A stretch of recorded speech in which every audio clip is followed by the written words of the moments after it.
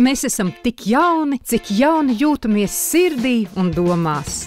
Tā taču ir, vai ne? Kā sevi noskaņot uz šī viļņa? Pavisam vienkārši rūpējieties par savu veselību. Tas attiecas arī uz jums, kungiem pēc 50. Par vīriešiem runājot, manuprāt, ir tā, ka katrs ir tik vecs, cik vecs viņš jūtās. Un līdz ar to kaut kādu konkrētu definīciju šeit nolikt es nevēlētos. Organisms individuāli arī vai nu noveco ātrāk vai vēlāk, bet vidēji tie ir 45, 50 gadi, kad tas testosterons liek manīt ne tikai ārēji, bet arī iekšēji. Testosterons ir vīrišķais hormons un tie simptomi, tas varētu būt simptomu kopums. Tātad svara pieaugums varētu būt viena no zīmēm.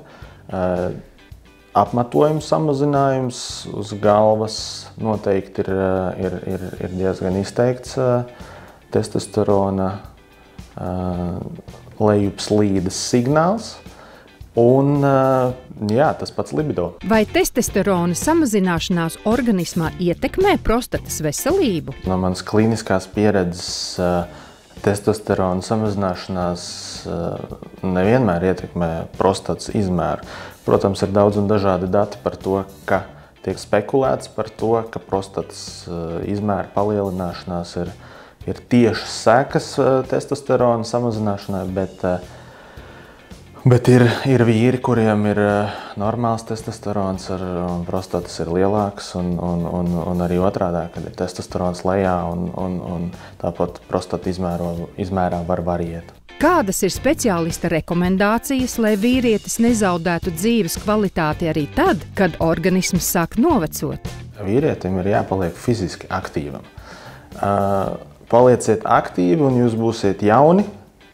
Arī savos 50, 60 gados ir vīri, kuriem ir arī 70 gadi, un viņi neatļaujās sevi saukt par veciem.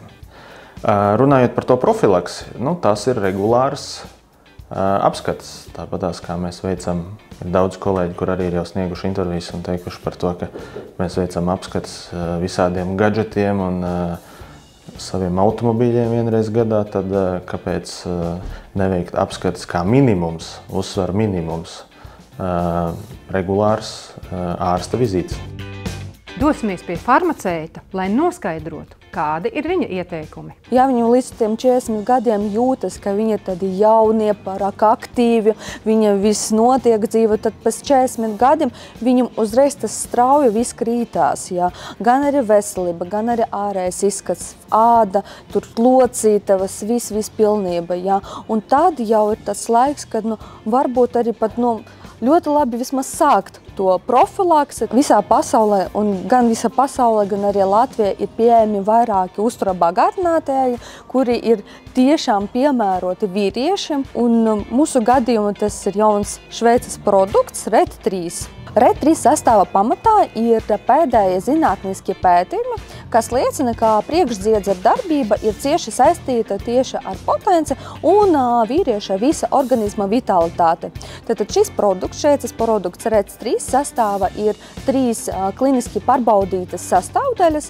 Tas ir Afrikas pigēja, kas veicina normālu priekšdziedzera darbību. Tad ir mata, kas veicina fiziskas, garīgas un arī seksuālas veselību. Un arī pēdējais, kas ir sastāva, tas ir Sibīrijas ženšins, kurš arī veicina fiziskas, garīgo un arī seksuālo veselību. Un atceramies urologu teikto. Ir nepieciešamas fiziskas aktivitātes svaigā gaisā un, protams, arī regulāra seksuālā dzīve.